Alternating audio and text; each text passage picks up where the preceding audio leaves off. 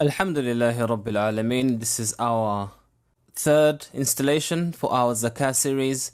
Now we are covering Zakat on money. Anyway, to start off, we felt it was important to get an idea as to the cost of things at the time of the Messenger of Allah sallallahu alaihi wasallam. What was value? What was the value of things at their time? Now this is important when it relates to Zakat because we have what's called the Nisab. The Nisab is the minimum amount you have to have for the whole year and maintain the amount in order for you to be eligible to pay Zakah.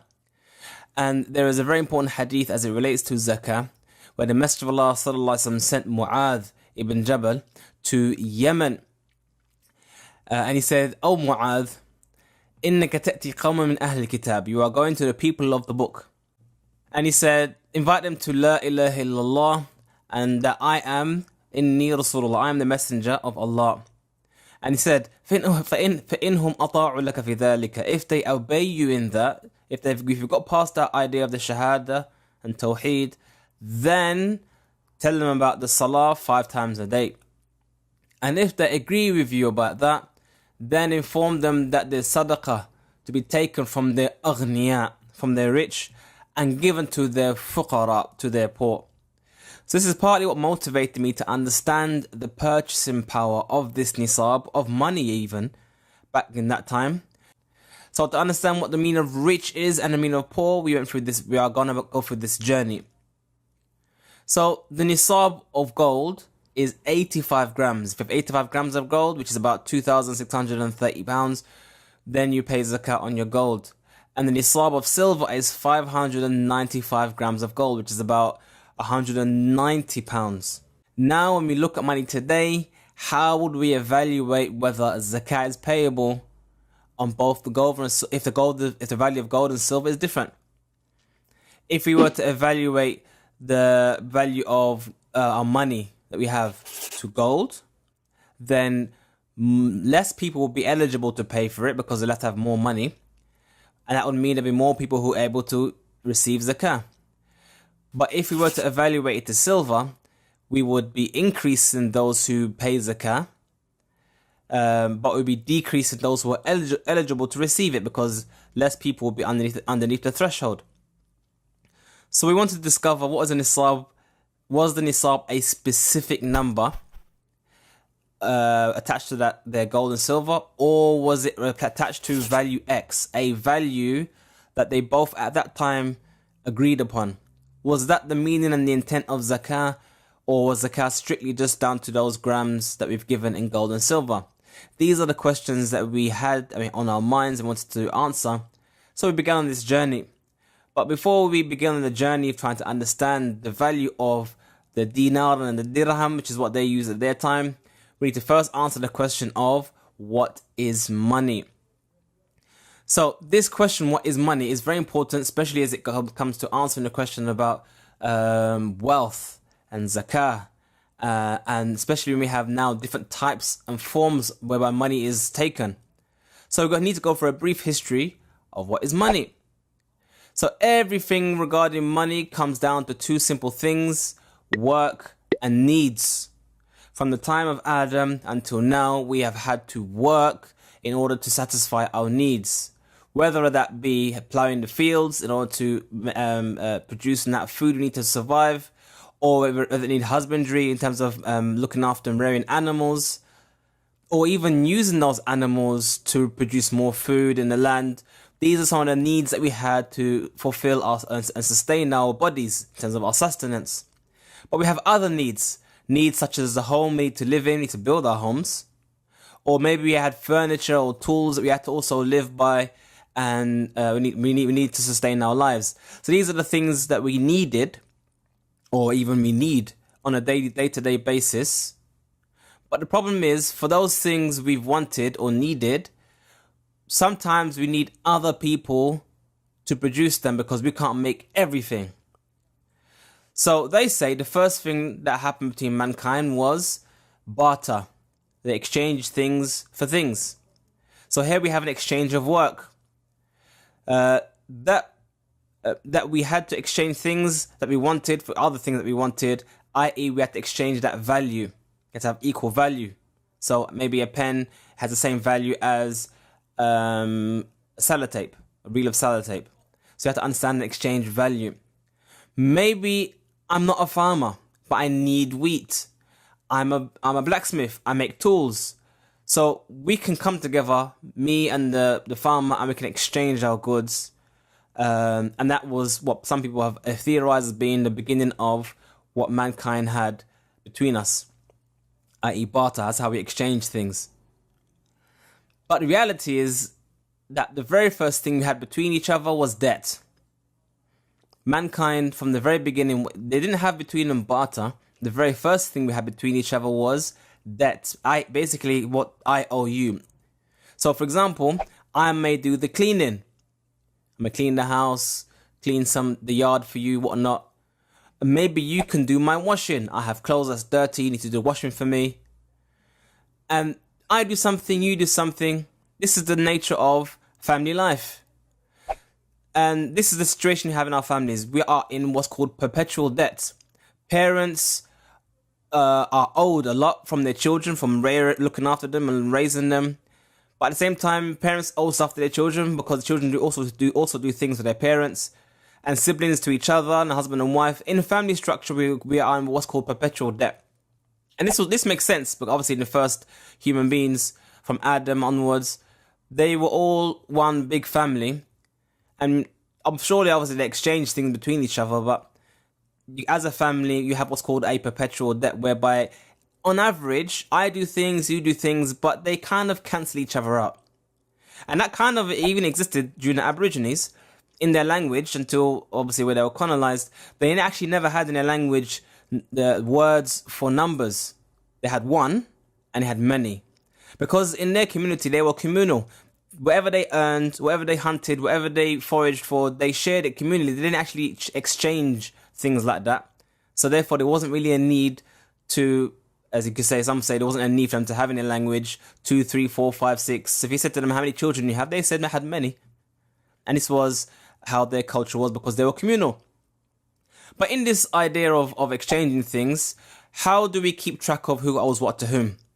Like I said, in a family structure, you don't need to keep track because we understand as a family that at some point the debts will be covered, the things will tally up. But amongst strangers, then we actually need to keep tab because I may never see that person ever again. You know, I want to get rewarded for what I did for Mr. A or Mrs. B. So how do we keep track of things? So historically speaking, human beings have used many things to keep track of who owes what to whom. They've used shells to store value, which is what we're calling here. We're talking about when you say keeping track of who owes what to whom. Essentially, that is a store of value or store of work. So now those two shells may be worth something based on the work I've done. In North America, the natives used to use rare feathers to keep track of value. It was said that in Scotland, they used to use iron nails to keep track of value. And as we all know, everyone knows the gold and silver. Through many nations have used gold and silver to keep track of value. So let's take one complete day's work. How do I evaluate that day's work? I worked all day in the fields, all day in the factory. How do I evaluate that value? Some may say that a full day's work is worth three square meals a day. Some may evaluate that as a shopping for the week. Some may evaluate that as a fridge full of food. How do you evaluate one day's worth of work? But for the sake of argument, let's just evaluate one day's worth of work, making cars, for example, in our car factory, as 10 kilograms of wheat. So we've just established, just for the sake of explaining this principle, that one full day's worth of work is worth 10 kilograms of wheat. Okay, let's go. But my boss, the one who employs me, he doesn't have wheat. He doesn't pay people in wheat. So we have to have this thing in between my work and the wheat I want that I can exchange. This thing which equals both things. What can this thing be? It could be anything, really. It could be a seashell, or maybe you can have different types of seashells to evaluate different types of money. Or it could be marble stones. We can use marble stones to evaluate one day's worth of work. So we can say one day's worth of work is worth this stone, or maybe 5 stones. Maybe you can use iron nails, like we mentioned about Scotland. Some people in Scotland use iron nails. And we can go for the trusted gold standard. We can say this amount of gold is worth a day's amount of work, and also is worth 10 kilograms of wheat. So we can use gold to establish that value. Right now, we have our trust built in this fractional reserve system. It's this system that government is given, or we have trust in our government that they will honor the value of the pound or the dollar or the yen or the euro. And that's kind of what gives this piece of paper its value. Whereas you can have trust in other ways, as in form of Bitcoin, where trust is built into the system via mathematics. But that's something we will discuss another day and another time. Point is, for now, we need to have this intermediary between my work, which is the 1 whole day, and 10 kilograms of wheat. So for the sake of this discussion, we'll use a paperclip, just because we can. Anyway, so 1 day's worth of work. I've now been paid by my boss with this paperclip. I'm going to go to the shopkeeper. I'm going to hand over my paperclip to the shopkeeper, and he's going to give me my 10 kilograms of wheat. Straightforward. We all know how money works. Nothing complicated. Same thing. Maybe I don't want wheat this time. Maybe I want to give wheat and get some books. As long as we have agreed that 1 day's worth of work is equal to paperclip, and the paperclip is equals XYZ. What we just discussed there, wheat or books, whatnot. But here we have a question. What happens if the yield of crops this year is less than expected, or there was a swarm of locusts that ate half of it, or maybe there was a crop fire which destroyed the rest of it and there's only a little bit left? What we find here is that there will be less supply, and therefore the value of the crops will go up. Or maybe the government would make the certain books that we want part of the national curriculum, therefore the demand for those books will go up instead. 1 day's worth of work won't be equal exactly to what we wanted previously. And that's the problem we have at the moment. So it will no longer be equal to 10 kilograms of wheat or the amount of books that we wanted, because the value of that thing on the other end of this paperclip has changed. Or how about another situation? Maybe I work for the manufacturers I work for, I make cars. The value of the work I offer for the day has just increased in value. Why has it increased in value? Because the demand of cars have increased, maybe. So maybe 1 day's worth of work, I can get 2 paperclips for the work. And therefore, 1 day's worth of work, I can actually now achieve and purchase more wheat than I normally could have anticipated, or get more books than I previously wanted. This is the inherent problem in currencies, any kind of currency. It doesn't matter what it is, including gold and silver. The problem is that there's no amount of level of work that will always equal our specific needs. Sometimes this is based on supply and demand. Maybe there's more demand for the work we need, or there's less demand for the work I need, or there's more supply available for the things we need, and so on and so forth. So there's an inherent problem in supply and demand, which fluctuates the prices of things throughout time. And this happened even time in the Messenger of Allah sallallahu alaihi wasallam, and a hadith narrated by Anas radhiyallahu anhu, where he mentioned that in Medina the price of things had increased. So they said, "O Messenger of Allah sallallahu alaihi wasallam, sa'ir lana, fix the prices for us, O Messenger of Allah." And the Messenger of Allah sallallahu alaihi wasallam replied, "Verily it is Allah who sets the prices, the one who withholds and extends, the provider. And I definitely want to meet my Lord with none of you come to claim that I oppressed this one in their life or their wealth." So that was the reply that the Messenger of Allah sallallahu alaihi wasallam gave as it relates to fixing prices. So from this we can see that things like price manipulation of things through secret monopolies, or agreeing and fixing of prices to a higher price or even to a lower price to push out competition beyond the normal market movements is prohibited in Islam. Also, manipulating the purchasing power of currencies in artificial ways to increase or decrease the purchasing power of money is also prohibited.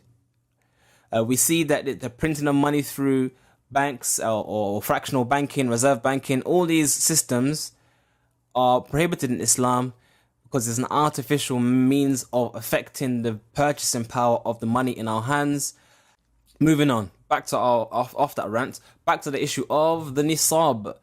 What was the value or the perceived value of nisab during the time of the Messenger of Allah sallallahu alaihi wasallam, so that we can understand what is rich, what makes a person rich back in that day, so we can understand what makes a person rich in this day.